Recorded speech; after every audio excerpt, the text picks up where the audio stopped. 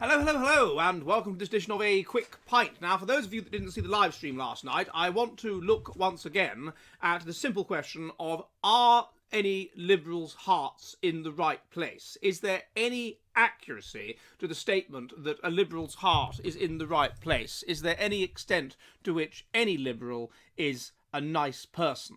And the answer is yes, if they are what we would call a liberal, a centrist liberal rather than an extremist liberal. So let's have a look at how this breaks down. Now, normally when we would speak of a person being a nice person, their heart being in the right place, there are two components of personality that we are talking about.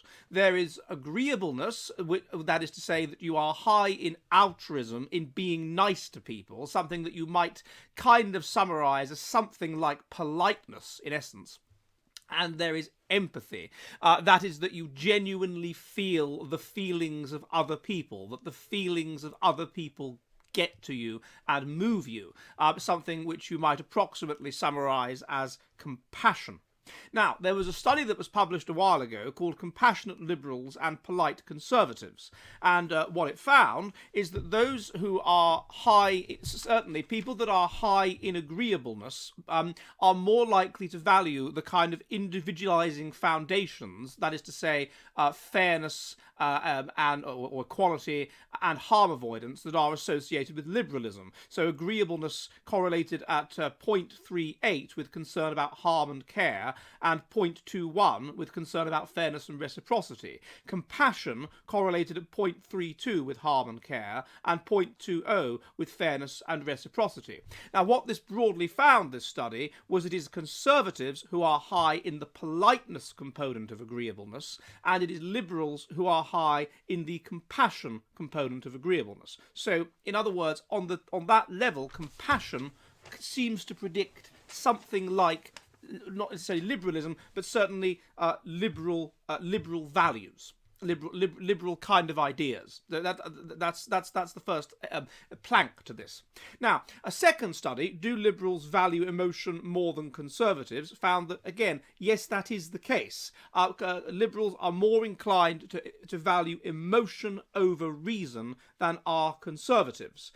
Similarly, it was a weak association and so forth, but again, this was motivated by compassion. So what you get among some liberals is such a high level of compassion that it overwhelms everything else. It overwhelms reason. It overwhelms all other considerations, with the result that that overall among a sample of liberals, they will score higher in compassion than conservatives. However, there is a second component to what we might call your heart being in the right place, to you seeming like a nice person, as it were. The first is agreeableness, that you are compassionate and you are polite, but the second is neuroticism.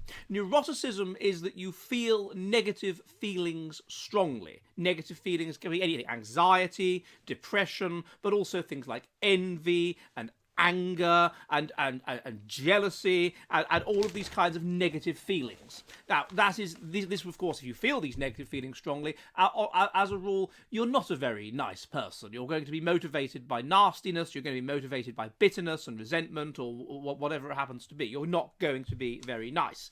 Now, here, then, you find something else, which is that yes, there is an association between compassion and liberalism, but there is also an association between neuroticism and liberalism.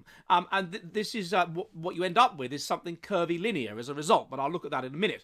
So there was a study which found that the concept of psychoticism, this is composed of low agreeableness, low conscientiousness, that's the impulse control and rule following, and high neuroticism, and that correlates positively with liberalism and it correlates negatively with conservatism. So this implies overall conservatives are more pro-social and liberals are more antisocial. Secondly, a number of studies have found that liberalism correlates with dark triad personality traits, specifically Machiavellianism, that is to say that you like power and control and that kind of thing, and you're motivated by power and control, and also narcissism. Narcissism is normally that you're fundamentally insecure, And so you deal with this by creating, i.e. high neuroticism, and you deal with this by creating a false sense of self in which you're sort of morally perfect, and you crave adoration, and you crave being told that you're wonderful, basically, and you can get very triggered if anybody punctures your false sense of self. Now, what a number of these studies have found is that both of these factors, Machiavellianism and narcissism, are ultimately underpinned by high neuroticism. People that are high in neuroticism, in feeling negative feelings strongly, are more likely to become Machiavellian or narcissistic. Similarly, studies then, let's move to what perhaps makes sense of this. Let's move to the extremes. So studies of those that might be regarded as extreme liberals, let's say those that are communists, those that are associated with redistribution of resources, that kind of thing. It's found that this is mainly motivated not by compassion, but by malicious envy.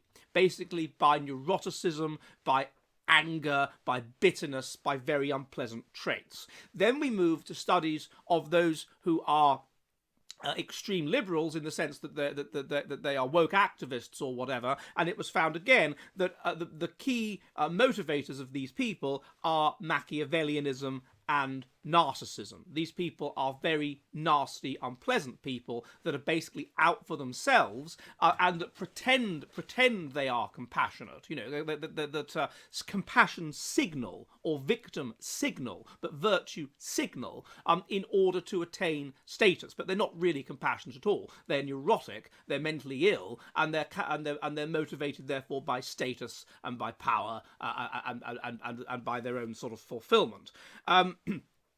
Similarly, many other studies found the same thing, and many studies have found a clear correlation between being the more liberal you are, the more neurotic you are, and the more extreme in your liberalism you are, the more neurotic you are, and the most extreme liberals are the most neurotic, the most mentally ill of all. So what we're then foreseeing, I think, is a kind of curvy linear relationship.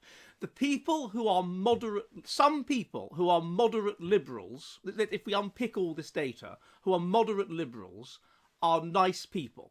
And they are motivated by compassion. And their level of compassion is so high that it overwhelms everything else. And every other consideration that there might be, and therefore they identify as liberal, they vote for liberal parties, and they put equality and harm avoidance above everything else, because their compassion is just so high. That would be the people I would suspect who would be moderate liberals, and of course those people, if we control for neuroticism, if they're not neurotic, then they're not going to virtue signal, they're not going to go on about it, they're not going to engage in problematic activism, and so you're probably not going to hear about them very much. As we move to the extremes, to the kind of people that need to fulfill themselves by going on protests and going on marches and gluing themselves to roads and that sort of thing, then clearly as we move to the extremes, you're dealing with people that are not liberal because they are compassionate, you're dealing with people who are liberal because they are neurotic and who are mentally unstable. And these people clearly are not very nice people at all. Their heart is not in the right place. They're nasty people. The liberals, essentially, that you're going to hear about. They're going to be nasty people. Whereas the conservatives that you're going to hear about, on average, they're going to be high in politeness, they're going to be reasonably high in agreeableness, they're going to be low in neuroticism, so even the ones you're going to hear about are going to be reasonably nice people. The liberals you're going to hear about, they're going to get into the media and whatever and draw attention to themselves and virtue signal, are going to be nasty people. But the ones that you're not going to hear very much about are the ones that are going to be high in compassion. So those ones, their heart can be said, I think, to be in the right place. It can be the stereotype that they're nice people, that they're naive and they're easily led and whatever. But it is the leaders of the liberals, the extremists, who are very different.